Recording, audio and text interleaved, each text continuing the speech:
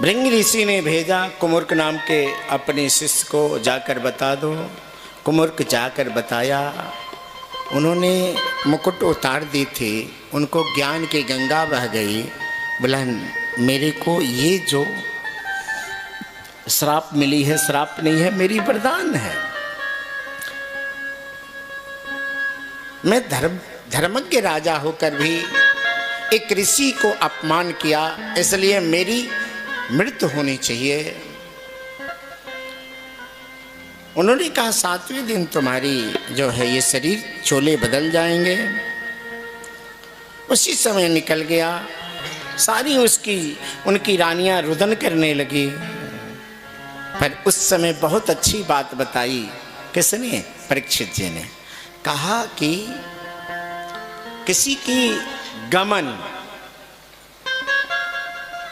महाप्रस्थान का समय, देखो व्याकरण अगर जो बच्चे सीख रहे हैं उनको ये 5 बात याद रखना चाहिए। कुछ व्याकरण में उल्टी बातें होती हैं, इसी बातों को लेके हम लोग पकड़ लेते हैं कि ये व्याकरण नहीं पढ़ा है। ऊपर जहाँ पर जो लोग पढ़े रहते हैं वो उसकी ज्ञान नहीं माने, न समाज के ज्ञान है, कुछ वो ज्ञान नहीं रहती है। तो ये 5 चीज उल्टी होती है। क्या? जैसे हम लोग सदुकड़ी में, साधुसाई में चावल को महाप्रसाद कहते हैं, लेकिन व्याकरण में महाप्रसाद काली जी की बलि जो दी जाती है उसको महाप्रसाद कहा गया है व्याकरण में। दूसरी, हमारे वहां महापात्र ब्राह्मण,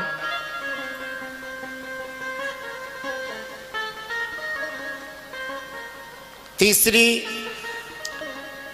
महागमन, क्या है? 100 यात्रा को कहते हैं। चौथी महाप्रस्थान, अब जाने की तैयारी हो गई, उसको कहते हैं। महावैद्य, यमराज को कहते हैं। ये 5 शब्द उल्टी है। क्या हुई महाराज? अब उनकी महागमन का समय आया। उन्होंने कहा मेरी महागमन होने जा रही है और आप रो रही हो, अधोगति चले जाएंगे। महागमन के समय रोने से जिसकी मृत्यु होती है, अर्थात गमन होती है, वो अधोगति में चला जाता है। तो क्या करना चाहिए?